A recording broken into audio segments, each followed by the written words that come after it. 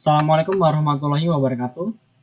Kami dari kelompok 1 yang beranggotakan yang pertama dengan saya sendiri, Firdaus Latanasair dengan NPM 2259201012. Lalu ada rekan saya yang bernama Anissa Salsabila dengan NPM 2259201001. Lalu ada Erila Intansari dengan NPM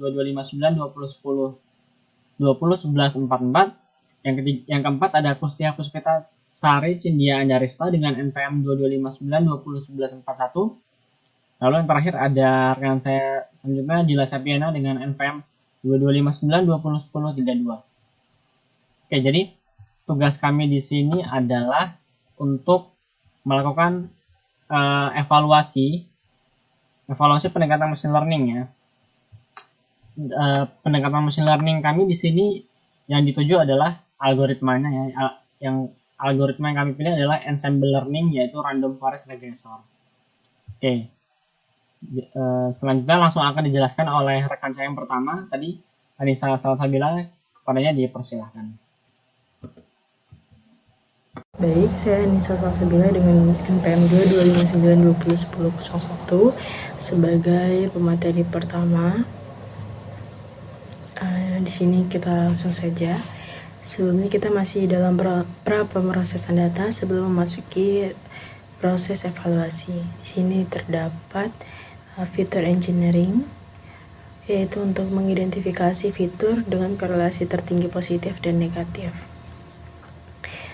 Ini untuk mengidentifikasi fitur dengan korelasi tertinggi terhadap float probability, lalu mengambil top 5 positif fitur dan top 5 negatif fitur, lalu disimpan ke dalam variabel import fitur. Terdapat output seperti ini, seperti deteriorating infrastruktur, photography draining, river management, watershed, dan dams quality merupakan top 5 negatif fitur terhadap float probability. Sedangkan seperti urbanization, deforestation, encroachment, dan draining system dan coastal vulnerability merupakan top 5 negatif fitur terhadap float probability. Selanjutnya next pada pemateri selanjutnya.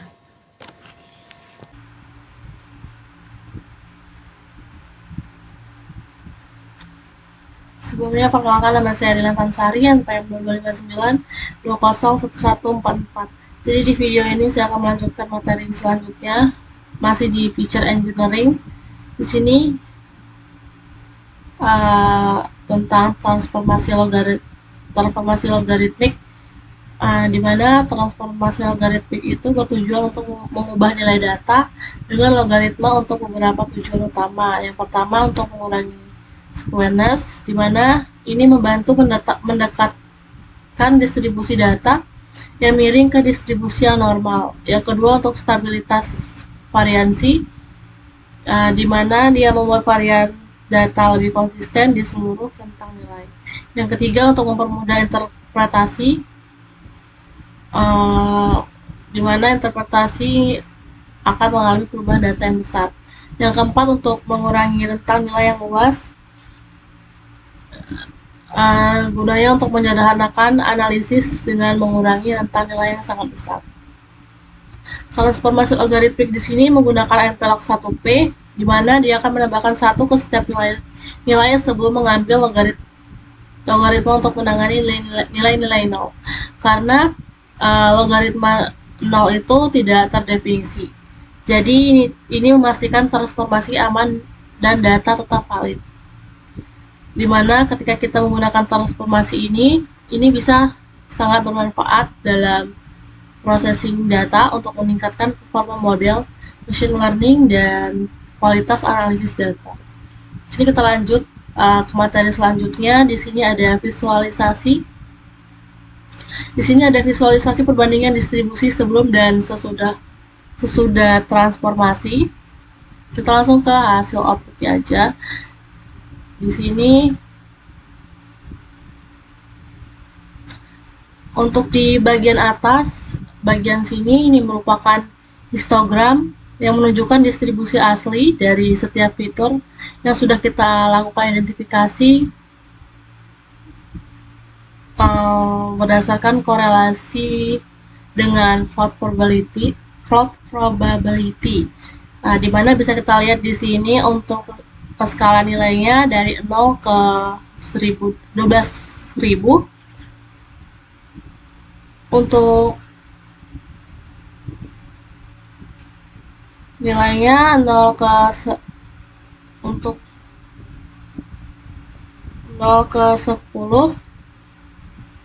Ini yang merupakan data sebelum melakukan transformasi logaritmik. Selanjutnya di bagian bawah sini ini merupakan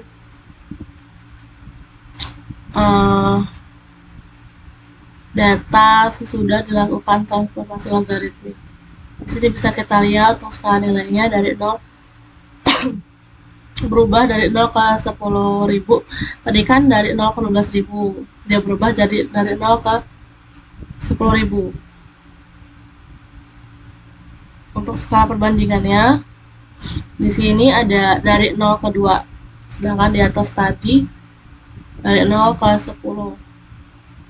Dimana ini sudah melakukan transformasi logaritmik. Untuk data-data selanjutnya di sini hampir sama, nilainya juga sama, dan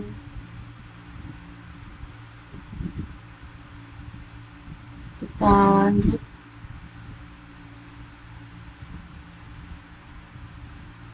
Sudah.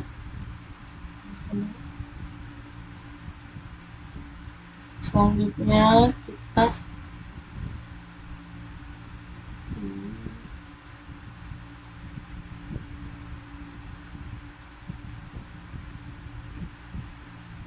ini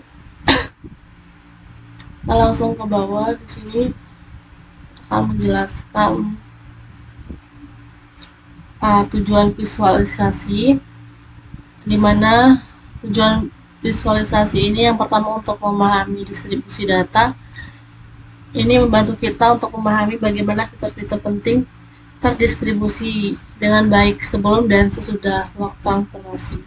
Yang kedua, untuk mengidentifikasi perubahan, di mana dia menunjukkan apakah log transformasi itu berhasil membuat distribusi data lebih normal dan mereduksi outliers. Yang ketiga, untuk mempersiapkan data untuk modeling, di mana dia membantu memastikan bahwa data dalam bentuk terbaik untuk digunakan dalam model machine learning yang biasanya lebih efisien jika data mendekati distribusi normal.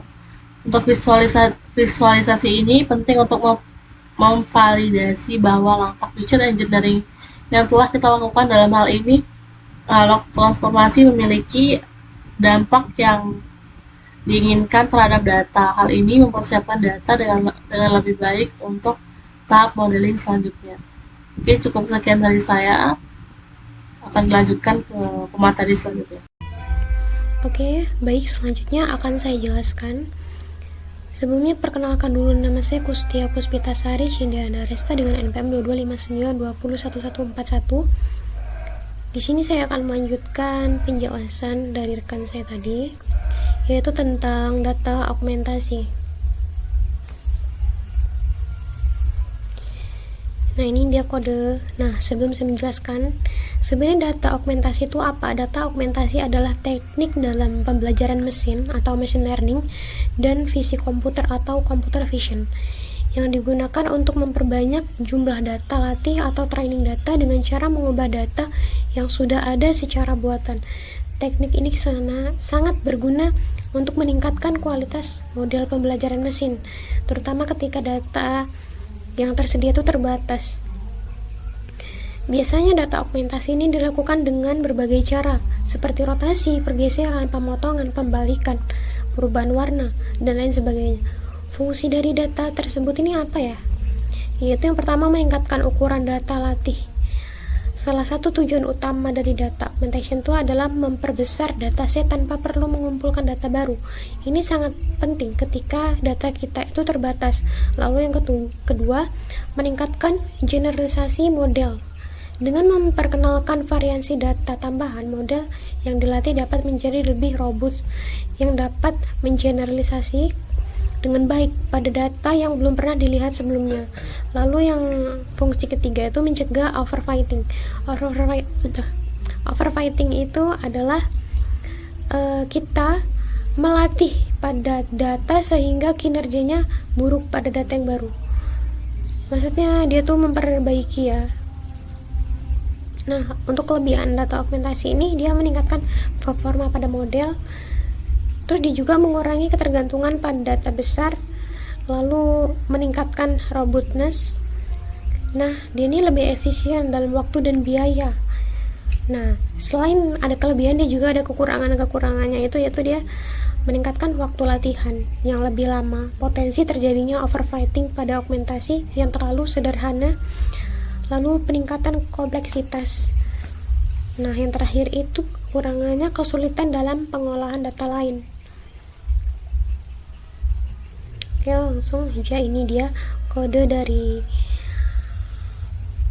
data augmentasinya ya ini. Nah, ini ada sampel data augmentasi. Langsung saja saya jelaskan penjelasan kode. Yang pertama itu pengacakan data. Kami menambahkan noise kecil ke fitur-fitur penting menggunakan noise factor yang diatur ke 0,1. Ini berarti setiap nilai dalam fitur tersebut akan ditambah dengan nilai acak yang dihasilkan dari distribusi normal dengan skala noise sebesar 0,1. Ini dilakukan untuk meningkatkan variasi data yang bisa membantu model machine learning menjadi lebih robust. Lalu menampilkan contoh data augmentasi, mengambil sampel acak dari data yang telah diaugmentasi dan menampilkannya untuk memeriksa hasil augmentasi. Lalu yang ketiga itu visualisasi distribusi, yaitu membandingkan distribusi data sebelum dan sesudah augmentasi. Menggunakan histogram ini membantu kita memahami bagaimana augmentasi mempengaruhi distribusi pada data. Oke, baik, itu saja yang dapat saya jelaskan. Terima kasih. Selanjutnya akan dibacakan oleh rekan saya.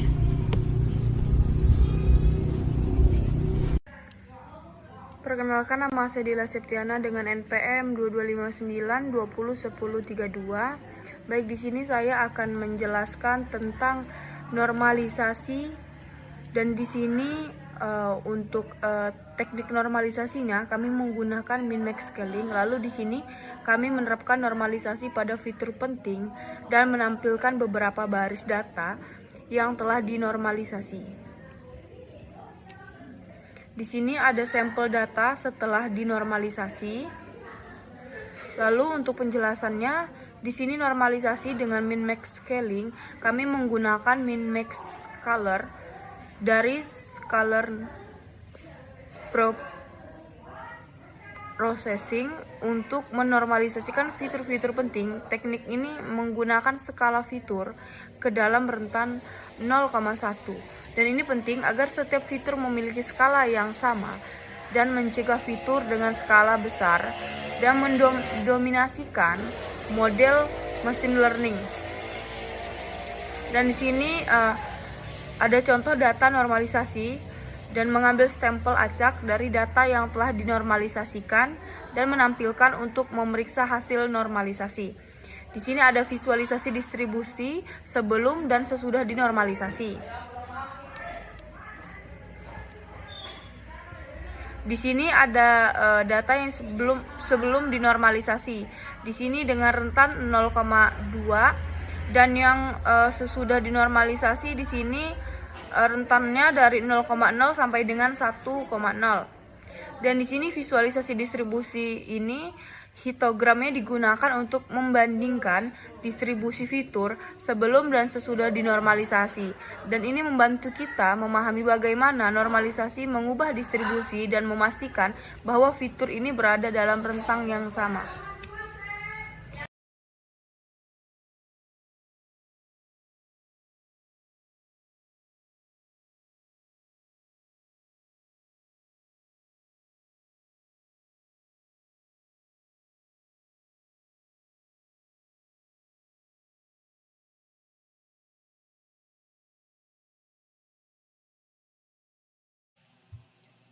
Oke, baik, selanjutnya giliran saya yang akan menjelaskan Revert Dalam Software Share dengan NPM 2259 2010 12. Di sini saya akan menjelaskan di bagian evaluasi ya langsung.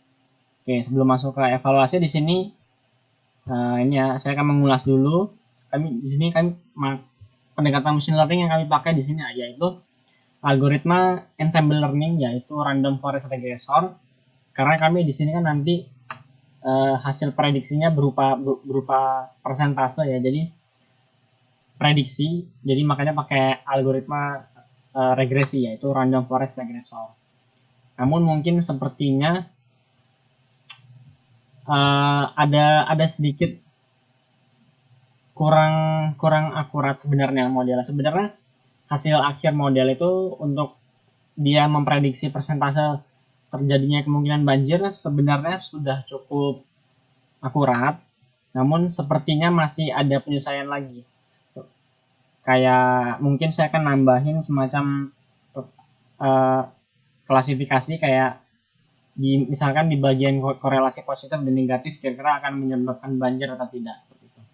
Yang pertama saya akan mengulas dulu. Di sini algoritma utama yang kami pakai adalah random forest regressor. Lalu ini ada memisahkan fitur dan target. Ini variabel X di sini. Ini menggunakan data yang sudah dinormalisasi. Ini memanggil important fitur yang tadi sudah dijelaskan oleh rekan saya.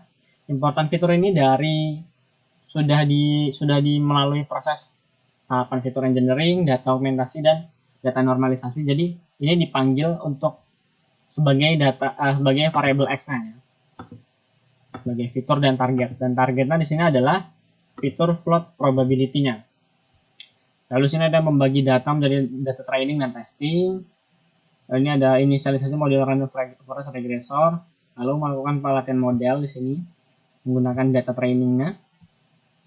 Oke, langsung masuk ke ini ya, evaluasi model menggunakan pendekatan machine learning yaitu random forest regressor.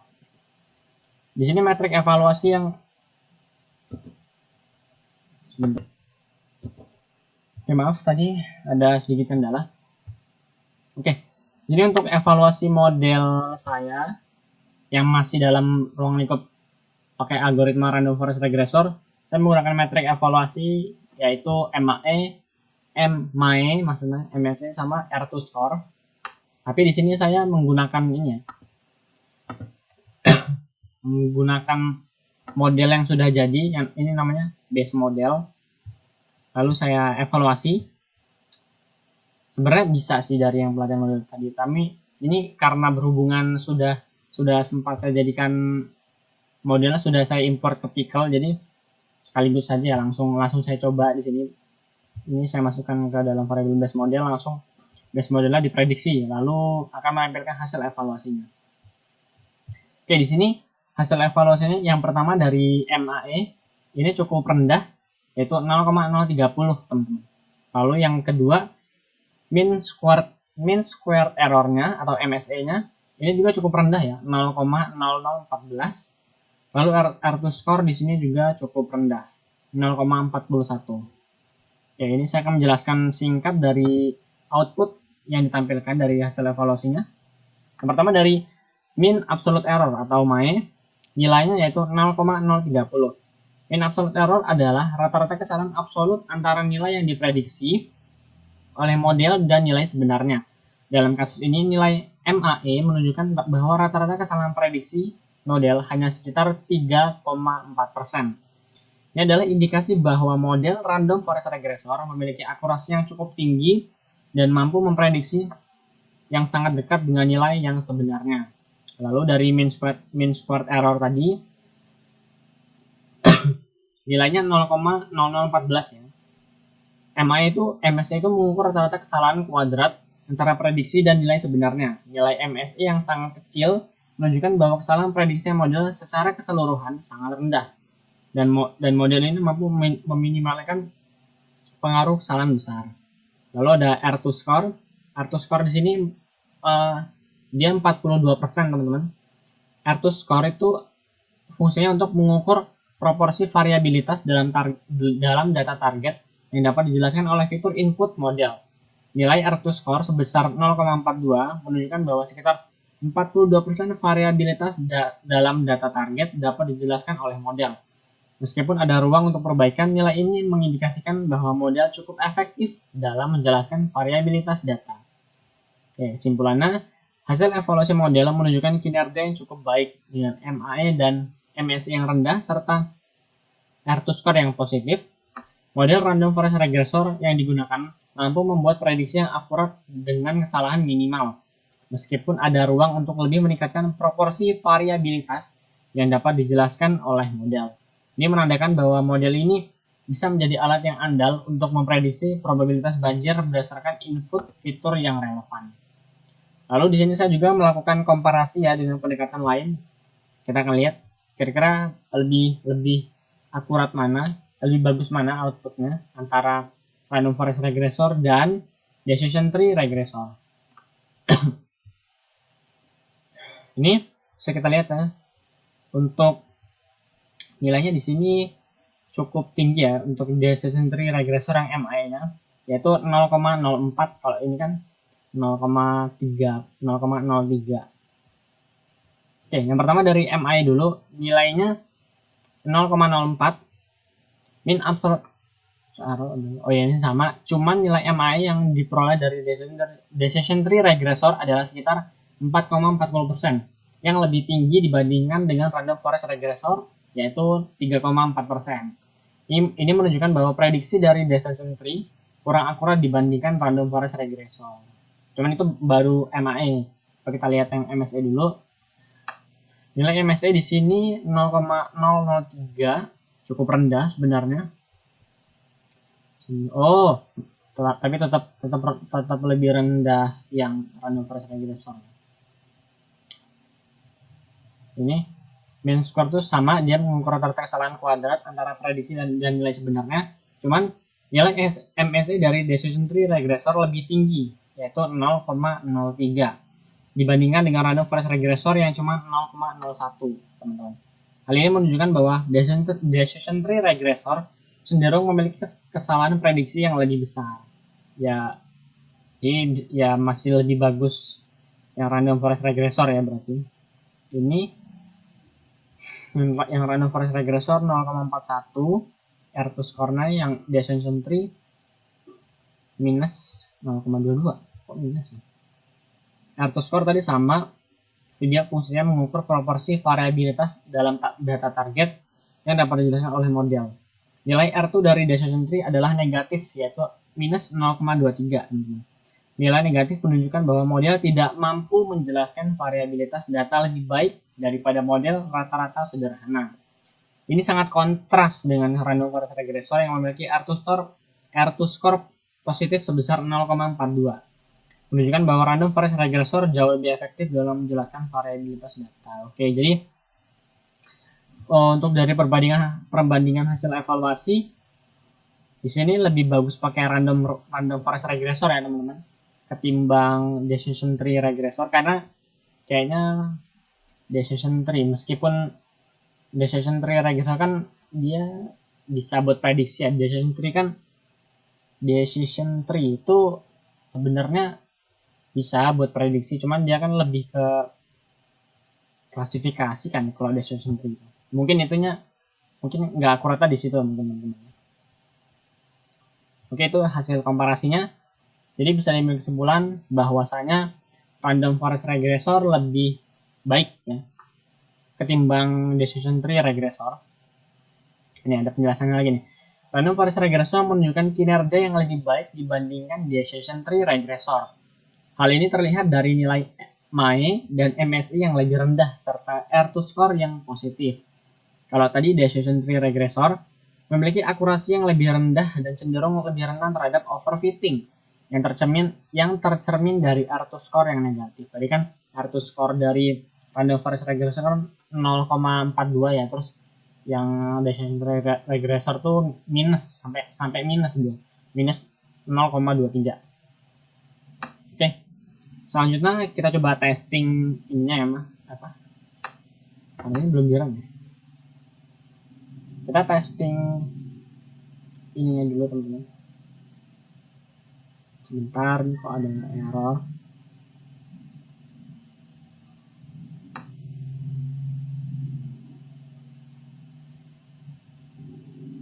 Sebentar ya teman-teman.